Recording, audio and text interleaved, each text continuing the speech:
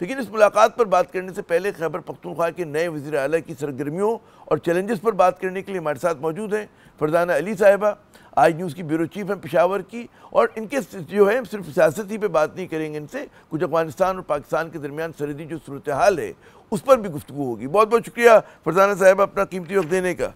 फरजाना साहिबा, सबसे पहले तो कुछ हम कहते हैं अपनी डोमेस्टिक दाखिली पॉलिटिक्स पे बात करते हैं कि आज आपके वज़ीर आला की जो है मुलाकात ना हो सकी इमरान खान साहब से, क्या तफसील है, क्या उनकी सरगर्मियाँ रही आज?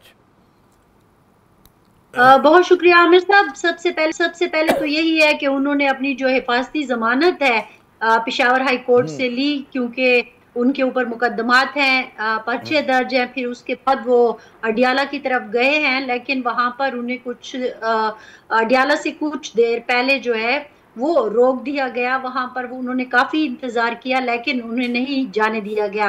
उन्होंने अपनी गुफ्तगू में ये बताया है कि उन्होंने जाहिर है, जैसे कि कल ही हमने खबर दी थी कि होम डिपार्टमेंट की तरफ से पंजाब को भी और वफाक को भी मरासला लिखा गया था, जिसमें इजाजत मांगी गई थी या फैसिलिटेट करने के लिए कहा गया था कि वजीर आला साहब कल बानी चेयरमैन से मिलना चाहते हैं मुशावरत के लिए। जाहिर है काबीना बनानी है और भी बहुत सारे मामलात हैं, तो उन्हें इजाजत दी जाए। उन्होंने ये भी अपनी गुफ्तगू में बताया कि शहबाज शरीफ साहब, वजीर आजम शहबाज शरीफ साहब ने उनको कॉल भी की है, एक बात भी दी है वजीर आला मुंतखब होने पर।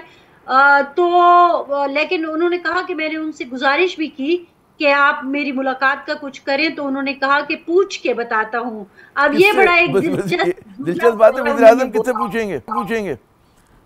वज़ीर आला पंजाब से? जी, बस अब अंदाजा लगा लेना कि वो कह रहे हैं कि पूछ के बताता हूँ, और फिर उसके बाद कोई कॉल ही नहीं आई।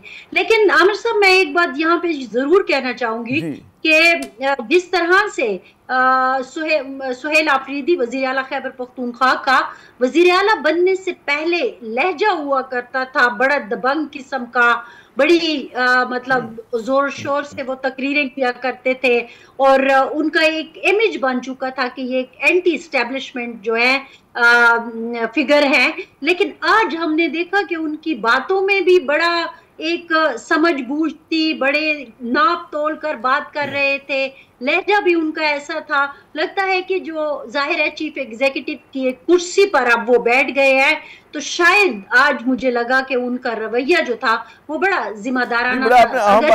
वो असल में जब इनके ऊपर शोर मच रहा था तो हम जैसे लोग यही कहा करते थे कि जब जिम्मेदारी आती है तो फिर खुद ब खुद तवाज़ुन भी आ जाता है, शख्सियत में तवाज़ुन आ जाता है, फिर आप अपने ओहदे के हिसाब से जो है चला करते हैं, आपका कद काट उसी तरह का हो जाता है। अच्छा, ये बताइएगा कि आज मैं सुन रहा था उनका गुफ्तगू सहाफ़ियों से कि किसी ने मशावरती कौंसल या एडवाइजरी कमेटी की बात की, कौंसल है कमेटी KP के वज़ीर आला की मदद करेगी, जिसमें ज़रा सा वो नाला हुए, कहते हैं जी कोई और नहीं, मैं खुद बनाऊंगा अगर बनानी हुई। क्या तफसील है, क्या इसका बैकग्राउंड है ये मशावरती एडवाइजरी कमेटी का? क्योंकि अली अमीन गंडापुर के ज़माने में भी गालिबन इस तरह की कोई बात हुई थी, ये मशवरा आया था सामने। जी बिल्कुल, आपने वो जो आपके पहले सवाल से ये दूसरा सवाल जुड़ा है कि उन्होंने तो अपने आप को थोड़ा सा इस तरह से कर लिया कि वो चीफ एग्जीक्यूटिव होने का भी अब रोल प्ले करेंगे, और यही चीज अली अमीन गंडापुर भी कह रहे थे कि मुझे दोनों को बैलेंस लेके चलना है। लेकिन अभी देखिए कि जब जाहिर है उनकी पहली जो मुलाकात थी खान साहब से, अब तक उनकी कभी मुलाकात ऐसे हुई भी नहीं है। ये उनकी यानी कि बानी चेयरमैन के जेल जाने के बाद से लेकर अब तक ये पहली दफा उन्होंने मिलना था और मशावरत करनी थी हुकूमत पर। जाहिर है मुख्तलिफ मामलात हैं, काबीना कैसी होगी, उससे पहले एक खबर जो है वो मीडिया पर आ गई और उसमें एडवाइजरी कौंसल बनाने की बात हुई और कहा गया कि वो कौंसल होगी जिसमें सीनियर लोग होंगे जो कि इनको मशवरे देंगे और इस तरह हुकूमत चलाई जाएगी। अब ये वो बुनियादी पॉइंट है जिसके ऊपर अली अमीन गंडापुर के साथ भी प्रॉब्लम हुआ था। अब यहाँ पे एक चीज आएगी और मुझे लगता है कि आज ये जो एक इशारे मिल गए हैं कि आप पख्तूनख्वा को अपने मुताबिक चलाना चाहते हैं। जो पाकिस्तान तहरीक इंसाफ के लोग हैं, बड़े हैं, रहनुमा हैं जो इस्लामाबाद में बैठे हैं, या शायद मरकज के वो जो रहनुमा हैं वो पख्तूनख्वा को अपनी मर्जी से चलाना चाहते हैं। अली अमीन गंडापुर ने तो इनकी बात नहीं मानी थी। अब वजीर आला साहब से भी जब ये बात पूछी गई तो बज़ाहिर तो उन्होंने पहले बड़ा हैरान होकर कहा कि किसने कहा है, मैंने तो एडवाइजरी काउंसिल नहीं बनाई और मैं वजीर आला हूँ और ये मैं करूंगा। तो उन्होंने जवाब तो दे दिया, लेकिन वो अपने इस जवाब पर कितना ठहर पाते हैं अब ये तो देखना ये एक सवाल पड़ेगा कि होगा। जब इस खबर। अच्छा, लेकिन बात ये होती है कि वज़ीर आला का जो थिंक टैंक होता है वो तो उसकी अपनी काबीना होती है, काबीना के अंदर जो लोग होते हैं वो उसको गाइड भी करते हैं, मशवरा भी करते हैं, बहस मुबाहिसा भी करते हैं। तो यकीनन एक ये नई चीज़ होगी अगर कोई सुपरा बॉडी बनाई जाती है। आपने बिल्कुल कहा कि देखना होगा कि सोहेल आफरीदी इस बॉल को लेके कैसे आगे चलते हैं। अच्छा, लेकिन एक बात मैं देख रहा था कि कारकुनों में बहुत ज़्यादा जोश व खरोश है, जहाँ जहाँ इनका इंट्रैक्शन हुआ है वो नज़र आ रहा है। कोई इन्होंने इशारा दिया अपनी तरजीहात के हवाले से कि क्या होंगे? एक नंबर तो कोई काबीना की तश्कील का कोई इशारा दिया, कौन होंगे कौन नहीं होंगे, क्या इस वक्त वो क्या साराइयाँ हैं? जी बिल्कुल, अगर आप तरजीहात की बात करें तो जाहिर है उनकी पहली तरजीह तो बानी चेयरमैन को छुड़वाना ही है और उनके ऊपर प्रेशर ही है, और यही प्रेशर था जो कि अली अमीन गंडापुर के भी और जाने का सबब बना कि जब उन्होंने वही मरकज में बैठी हुई लोगों की बातें नहीं मानी और सूबे को तरजीह दी, तो फिर उनका जो हाल किया गया तो वो अब दोबारा वही चीजें अभी से आना सामने शुरू हो गई हैं। उनकी तरजीह यही थी, अगर आप उनकी पहली जो स्पीच उन्होंने कायदेवान बनने के बाद की है तो उसमें ना सिर्फ उन्होंने ये इशारा दिया, जाहिर है जो कि अहम बात थी कि बानी चेयरमैन को छुड़ाना है, लेकिन साथ ही साथ उन्होंने थोड़ा बहुत अपना एजेंडा भी दिया। उसमें जो जम अजला है उनके लोगों के लिए बात की जो आमतौर पर लोग नहीं करते, उनको जम करके पख्तूनख्वा में वफाक ने भी बुला दिया, सब ने बुला दिया, तो उन्होंने उनकी बात की। उन्होंने जेंडर इशू की भी बात की। उन्होंने इसके अलावा भी बात की कि मेरे बहुत सारी चीजें हैं प्लान में जो मैं करूंगा इस सूबे के लिए जो कि बहुत जरूरी है। एनएफसी की बात हुई, सारे चीजें हैं, लेकिन आज मुझे और काबीना का जाहिर है आज वो बात करके चले कि जब उन्हें कहा गया कि कुछ नाम आए हैं, जब वो पेशावर हाई कोर्ट में मौजूद थे तो उन्हें बताया गया सहाफियों की तरफ से कि कुछ नाम आए हैं, क्या वाकई काबीना में ये लोग शामिल होंगे, पुराने नए? तो उन्होंने कहा कि नहीं, वो फेक है जो लिस्ट चल रही है, अभी मैं जाऊंगा और बानी चेयरमैन से मशावरत करूंगा और उसके बाद हम अपनी काबीना तरतीब देंगे। यानी कि हालत जंग में आए हैं, ये वज़ीर आला बने हैं और इनको कोई हनीमून पीरियड नहीं मिलेगा। वो कहते हैं सर मुड़ाती ओले पड़े।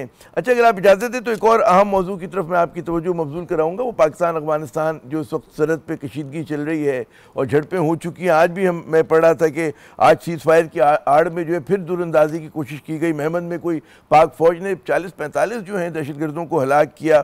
उसके अलावा फिर और जनूबी वज़ीरिस्तान बन्नू में कोई 34 का जो है दहशतगर्द हलाक हुए, बहुत बड़ी तादाद है। कोई तफसील है आपकी इन मामलात की? देखिए, जंग का आपको पता है कि कल 5 बजे के बाद जंगबंदी का ऐलान हुआ था और 48 घंटे का टाइम दिया गया था, जिसमें से आज 24 घंटे से ज्यादा गुजर गए हैं। लेकिन एक अच्छी डेवलपमेंट, जहां एक तरफ सरहदों पर आप देख रहे हैं कि पख्तूनख्वा में भी और बलूचिस्तान में भी, चूंकि यही दो सूबे लगते हैं, तो वहां पे टेंशन बहुत ज्यादा है। अगर टेंशन जंग के हवाले से भी देखिए, जो आपने बता दिया, मुसलसल दहशतगर्दी दरअंदाजी हो रही है जो ओवरऑल भी पख्तूनख्वा में एक प्रॉब्लम हो रही है। लेकिन दूसरी तरफ हम ये भी देख रहे हैं कि वो जो ट्रेड बंद हो गई है उसकी वजह से भी लोग बहुत परेशान हैं।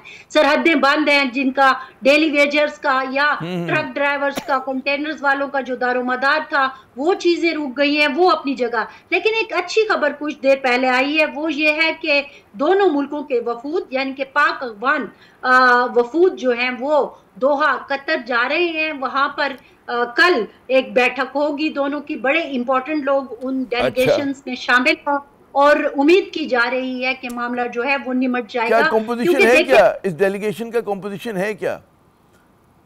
देखिए, जो इतलात आ रही हैं अभी तक, जाहिर है हुकूमत की तरफ से या सरकारी इदारों की तरफ से, उसको जब तक हम और आप बात कर रहे हैं तो कोई बात सामने नहीं आई। लेकिन जो जराए हैं वो यही बता रहे हैं कि इंटेलिजेंस चीफ भी हैं इसमें, पाक अफगान डिप्टी प्राइम मिनिस्टर हैं पाकिस्तान के, वो ज़राए दफा हैं और वहां से वजीर खारजा भी हैं। तो ये डेलीगेशन की जो सूरत हमारे सामने आई है, लेकिन मेरे ख्याल में ये हमारे लिए एक अच्छी खबर है कि बैठ के बात करनी चाहिए। क्योंकि देखिए, जो भी होगा, आप किसी भी सुपर पावर की लड़ाई अगर अपनी सरजमीन पर लड़ते हैं, अपनी सरजमीन को बैटलफील्ड बनाते हैं, तो आखिर में नुकसान हमारा और अफगानिस्तान का ही होगा। बड़ी अहम बात की, क्योंकि जी, क्योंकि बेख्याल में सरहद के दोनों तरफ एक कसीर तादाद है लोगों की कि जो जंग मुखालिफ और समझती है कि पाकिस्तान और अफगानिस्तान में ताउन होना चाहिए, ट्रेड होनी चाहिए, तिजारत हो, माशी ताल्लुकात बिल्ड हो रहे हैं, और ज़ाहिर है कि एक तारीख़ी मतलब है, दोस्तियाँ हैं, रिश्ते नाते हैं, कबीले जो हैं डिवाइडेड हैं दोनों तरफ ड्यूरेंट लाइन के, ख़ानदान जो हैं तकसीम हुए हुए, तो उसमें जो मार धाड़ है ये मेरे ख्याल में बड़ी अनएक्सपेक्टेड, गैर मुतवक्को थी कि जिस नहज पे चीज़ें चली गई। लेकिन आपने भी सरहद का जिक्र किया कि वहाँ पर लोग मुतासर हुए हैं, और ज़ाहिर है कि एक अफगान ट्रांजिट ट्रेड पे बहुत ज़्यादा अफगानिस्तान के निसार है, यहाँ से बहुत ज़्यादा सामान जाता है, कराची पे उतरता है, फिर ऑल द वे थ्रू मतलब तोरखम और चमन से जो है क्रॉस करता है। क्या आपके ख्याल में, और ज़ाहिर इसमें पाकिस्तानियों का भी बड़ा मफाद होता है, लोग सर्विसेज प्रोवाइड करते हैं, क्या सूरत हाल है ट्रेड बंद होने से, क्या लोगों के खदशात हैं, और यहाँ पे मकामी लोग किस तरह से सोच रहे हैं? जी देखिए, मैं अगर आपको बताऊं इस वक्त कि एक लंबी लाइन है जो तोरखम बॉर्डर के दोनों तरफ कंटेनर ट्रक्स की लगी हुई है जो सामान लेके जाते हैं। अब इसमें कुछ पेरिशेबल जो चीजें होती हैं उनके तो खराब होने का भी खदशा होता है, जिसकी वजह से ड्राइवर परेशान होते हैं।